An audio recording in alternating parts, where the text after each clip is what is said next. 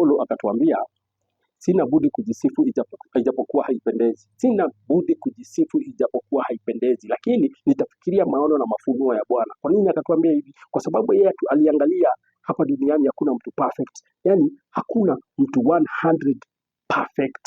Hakuna mtu mkamilifu hapa duniani. That's why akatutolea ushuhuda. Akatuambia, sina budi kujisifu ijapokuwa haipendezi, lakini nitafikiria maono na mafunuo ya Bwana. Wenzangu, tunaenda leo katika kitabu cha 2 Corinthians chapter 12 kutoka verse 1 mpaka verse 9.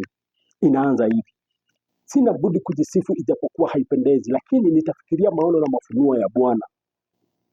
Hiyo ni verse 1. Namjua mtu mmoja katika Kristo, yapata sasa miaka 14, kwamba alikuwa katika mwili, sijui alikuwa nje ya mwili, sijui, Mungu yajua. Mtu huyo alinyakuliwa juu mpaka mbingu ya tatu. Hiyo ni verse 2. Twende verse 3. Nami namjua mtu huyo, kwamba alikuwa katika mwili, sijui, kwamba alikuwa nje ya mwili, sijui, Mungu yajua. Hiyo ni verse 3. Verse 4.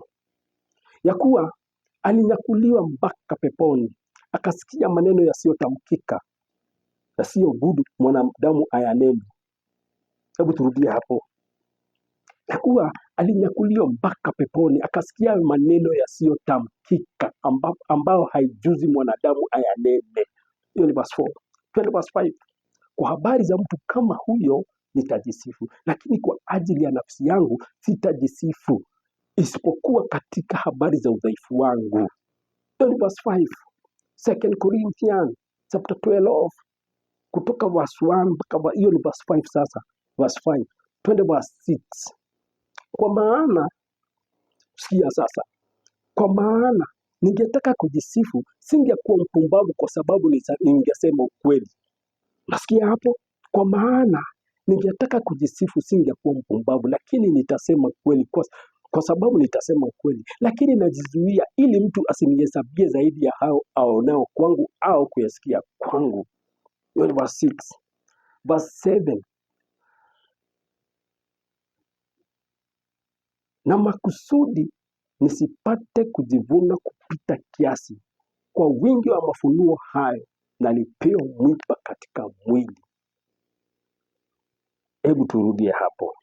Na makusudi nisipate kujivuna kupita kiasi, kwa wingi wa mafunuo hayo nalipewa mwiba katika mwili, mjumbe wa Shetani, ili anipige nisije nikajivuna kupita kiasi. Hebu turudie verse 7.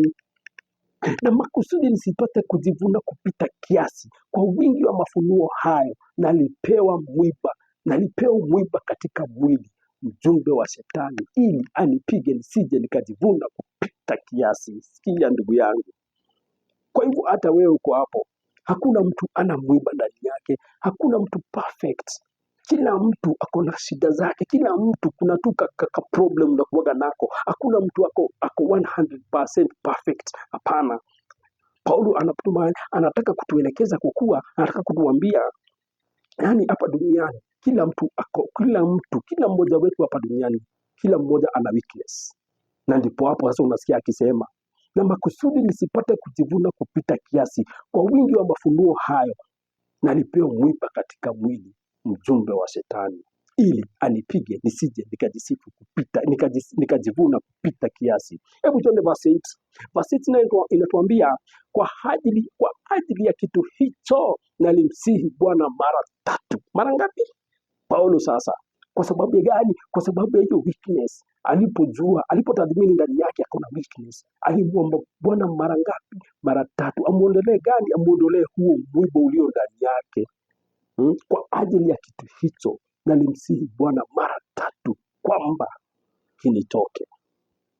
Sikia sasa verse 9. Verse 9 nasema, sasa ni Mungu akamwambia, verse 9, naye akaniambia, neema yangu ya kutosha, kwa maana naye akaniambia, neema yangu ya kutosha, maana uweza wangu hutimilika katika udhaifu. Basi nitajisifia udhaifu wangu kwa furaha nyingi, ili uweza wa Kristo ukae juu yangu. Hiyo verse 9. Ndugu zangu, hata ukiwa pahali ulipo, juaga kuna yule ilisemekana Paulo alimuita mjumbe wa shetani, na ndio huyo sasa. Kila mtu ana weakness, hakuna mtu perfect hapa duniani. Awe nani, awe Trump ama awe nani ama nani, awe malkia mgani ama mfalme mgani, kila mtu amewekwa yule mjumbe wa shetani ndani yake. Na ndio unasikiaga kila mtu, hakuna mtu perfect hapa duniani. Kila mmoja wetu kuna kale tu ka weakness uko nako. Wenda kwa wewe unakuwa na kila kitu, una each and everything kwako, una mke, hata labda una mke si mmoja si wawili, lakini bado unajikuta bado kuna ka weakness, ka uhanyaji. Ndugu yangu, sister yangu, itu ni ujumbe nilikuwa nataka tu kuwafikishia, mjue kila mtu hapa duniani.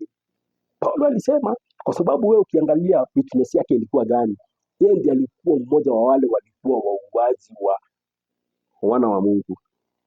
Yeye ni mmoja wa wale alikuwa wanaua wanafunzi wa Yesu Kristo. Ni mmoja wa wale alikuwa muuaji wa wanafunzi wa Yesu Kristo, muuaji wa mitume. Na alijaribu kuomba Mungu sana amuondolee hicho kitu ndani yake, lakini Mungu akamwambia, neema ya Mungu, neema yangu ya kutosha, maana uwezo wangu hutimilika katika udhaifu. Basi nitajisifia. Basi yeye Paulo akasema, basi nitajisifia udhaifu wangu kwa furaha mingi, ili uwepo wa Kristo ukae juu yangu.